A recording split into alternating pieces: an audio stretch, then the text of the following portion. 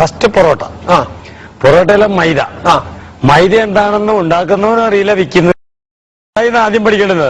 മൈദ ഉണ്ടെന്ന് ഗോതമ്പിനെ ക്രാക്ക് ചെയ്ത് ചതച്ച് അതിന്റെ നാരും മുളയും വിത്തും തവിടും എല്ലാം എടുത്തിട്ട് അതിന്റെ ബാക്കി വരുന്ന വേസ്റ്റിനകത്തുനിന്ന് റവ എടുത്തിട്ട് അതിന്റെ ബാക്കി വരുന്ന വേസ്റ്റിനകത്തുനിന്ന് പകുതി ആട്ടയ്ക്കും പോയി ബാക്കി വരുന്നതായ വേസ്റ്റിനകത്ത് യൂറോപ്പിൽ അമേരിക്കയിൽ അത് വേസ്റ്റായി കിടന്നതായ ചണ്ട് അതിനകത്ത് അലാക്സൻ ALLOX എന്ന് പറയുന്ന അലാക്സൻ എന്ന് പറയുന്ന ഒരു കെമിക്കൽ ഒഴിച്ച് അതിനെ സോഫ്റ്റ് ആക്കിയിട്ട് ഇന്ത്യയിലെ അമേരിക്കൻ പശ കൊണ്ടുവന്നിട്ട് ആ അമേരിക്കൻ പശ തിന്നാൻ തുടങ്ങിയപ്പോ അമേരിക്കൻ മാവായി.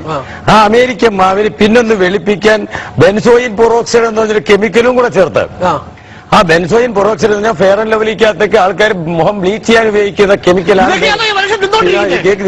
തീർന്നില്ല. അപ്പൊ ഈ അലാക്സൻ എന്ന് പറയുന്ന സാധനമാണ് പിടിക്കേണ്ടത്. ഷുഗർ രോഗികളുടെ മരുന്നുണ്ടാക്കുന്ന കമ്പനിക്കാരൻ ആദ്യമേ ഏതെങ്കിലും മൃഗങ്ങളുടെ പുറത്ത് ഈ സാധനം കുത്തിവെച്ച് നോക്കണം. കുത്തിവെച്ച് നോക്ക. അതിന് വേണ്ടിയിട്ട് മൃഗങ്ങൾക്ക് ഷുഗർ ഉണ്ടാവാറില്ല. അപ്പൊ മൃഗങ്ങൾക്ക് ഷുഗർ ഉണ്ടാവാൻ വേണ്ടി കുത്തിവെക്കുന്ന സാധനമാണ് അലാക്സൻ. അതുകൊണ്ടാണ് കേരളത്തിൽ ഇത്രയും ഷുഗർ രോഗികൾ ജന്മമെടുക്കുന്നത്. ഇത് ഞെട്ടിപ്പിക്കുന്ന ഒരു വാർത്തയാണ്. ഈ കേരളത്തിൽ ഷുഗർ പേഷ്യൻസ് കൂടാനുള്ള ഒരു പ്രധാനപ്പെട്ട കാരണം ഈ മൈദ കൊണ്ടുണ്ടാക്കിയ പൊറോട്ട കഴിച്ചിട്ടാണെന്ന് പറയുന്നു. തീർച്ചയായും ശാസ്ത്രീയമായിട്ട് പറഞ്ഞാൽ കറക്റ്റ്, ശരി തന്നെയാണത്.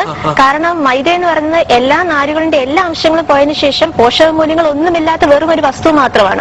അതാണ് നമ്മൾ ഭക്ഷണമായിട്ട് നമ്മൾ കഴിക്കുന്നത്. ഇന്ന് കേരളത്തിൽ പൊറോട്ട ഉണ്ടാക്കാനാണ് മൈദ ഏറ്റവും കൂടുതൽ ഉപയോഗിക്കുന്നത്. രണ്ടാമതായി ഈ മൈദ ഏറ്റവും കൂടുതൽ ഉപയോഗിക്കുന്നത് സിനിമ പോസ്റ്ററുകൾ ഒട്ടിക്കാൻ തന്നെ.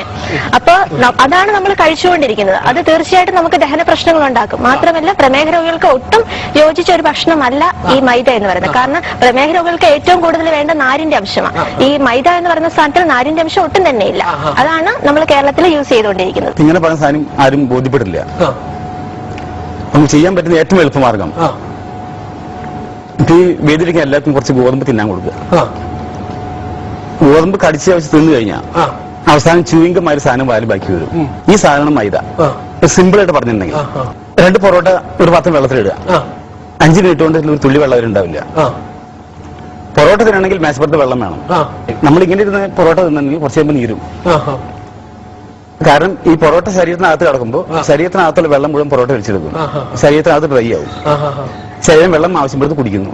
ഇപ്പൊ ആൾക്കാർ മുഴുവൻ ഇപ്പൊ ആദ്യം കുപ്പിവെള്ളം കൊണ്ടുവരുന്നത്, ഇപ്പൊ ക്യാനിലെ വെള്ളം കൊണ്ടുവരുന്നത്. അപ്പൊ സാധാരണ ഇതിൽ ഇപ്പൊ ഗോതമ്പ് തയ്ക്കാൻ 3 മണിക്കൂർ മതി. അതുകൊണ്ട് പൊറോട്ട തയ്ക്കാൻ 16 മണിക്കൂർ വേണം. മൈദ നിരോധിച്ചാൽ എന്താ ബേക്കറി അടയ്ക്കും. ബേക്കറി അടച്ചാൽ അടുത്തുള്ള മെഡിക്കൽ സ്റ്റോർ അടയ്ക്കും. ഈ